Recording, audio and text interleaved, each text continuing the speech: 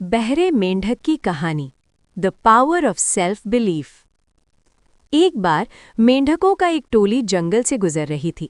अचानक उनमें से दो मेंढक एक बहुत गहरे गड्ढे में गिर गए। जब बाकी मेंढकों ने देखा कि गड्ढा कितना गहरा है तो वे ऊपर जमा हो गए और चिल्लाने लगे, ये बहुत गहरा है, तुम बाहर नहीं निकल सकते, हार मान लो, तुम्हारी मौत तय है। संघर्ष की शुरुआत। दोनों मेंढकों ने ऊपर वालों की बात अनसुनी कर दी और अपनी पूरी ताकत लगाकर गड्ढे से बाहर निकलने के लिए कूदना शुरू किया। लेकिन ऊपर खड़े मेंढक लगातार चिल्ला रहे थे कि वे कोशिश छोड़ दें क्योंकि ये असंभव है। पहला मेंढक ऊपर वालों की बातें सुनकर डर गया। उसे लगने लगा कि शायद वे सही कह रहे हैं। थक हारकर उसने कोशिश छोड़ दी और अंततः गड्ढे में गिरकर अपनी जान गंवा दी। दूसरा मेंढक उसने कूदना जारी रखा। वो और भी ऊंची छलांग लगाने लगा। ऊपर खड़े मेंढक अब और जोर से चिल्ला रहे थे, बेवकूफ़ी बंद करो, दर्द सहने से अच्छा है कि चुपचाप हार मान लो। चमत्कार।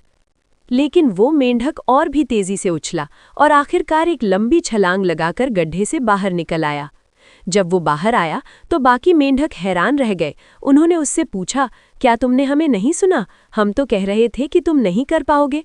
तब उस मेंढक ने इशारों में बताया कि वो बहरा यानी डेफ है।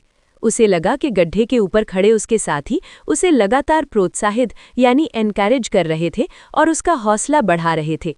इसी गलतफहमी और खुद पर भरोसे ने उसे मौत के मुंह से बाहर निकाल लिया। इस कहानी से हमें क्या सीख मिलती है?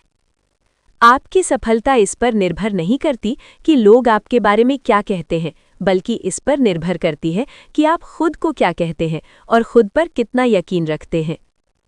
सकारात्मक सोच। जब दुनिया कहे कि आप नहीं कर सकते तो बहरा बन जाना ही बेहतर है।